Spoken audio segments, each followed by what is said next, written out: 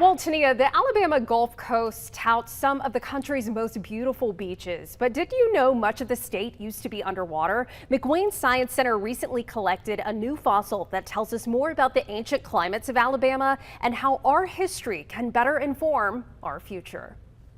This specimen here, the upper shell, is embedded in a boulder. Paleontologist June Ebersol runs the collections department at McWane Science Center, where there is no shortage of ancient life to study. A lot of people don't realize that Alabama is the #1 state in the U.S. for fossils. Just about anywhere you go in the state, you can find them. And so just so happens rivers are a great place to go looking for fossils because Mother Nature is washing away the dirt and breaking down the rocks. Back in 2021, during a routine fishing trip in South Alabama, a family stumbled upon an unusual looking boulder, one that had been previously concealed underwater. We had record droughts here in Alabama, and so the water levels were really far down in all our major waterways. The unique rock turned out to be a 32-million-year-old leatherback sea turtle fossil. After 6 months of planning, scientists from across the state collaborated to excavate the fossil.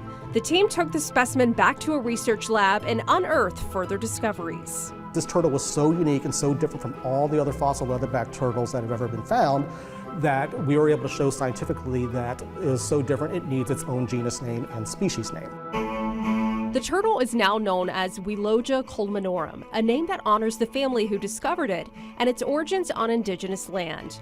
Weloja means water turtle in Muskogee, the native Creek language.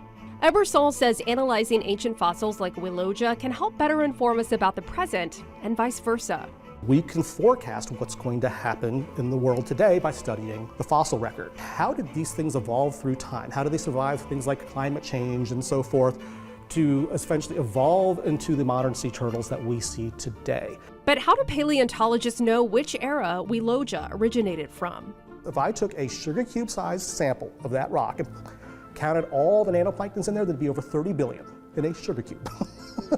So we call them nanofossils. Nanofossils are very great for dating rocks because the combinations of these little species of plankton, they live for very short amounts of time and they're very widely distributed, meaning all the oceans that were around during this time period had those same planktons. And so it's a way for us to globally correlate this time period.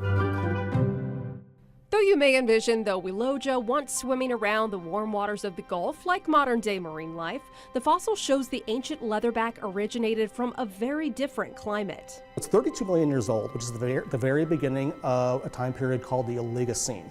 The Oligocene is very interesting because the world enters a global ice age. It's not the ice age that everybody thinks of with saber-toothed cats and giant sloths and mastodons and mammoths.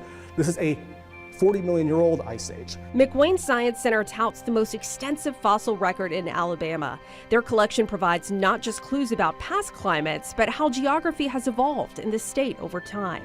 So the fossil record is very, very, very informative, especially because people don't realize that you can go to the top of Mount Cheaha and find shark teeth. So most of Alabama, for its geological history, was under a shallow ocean.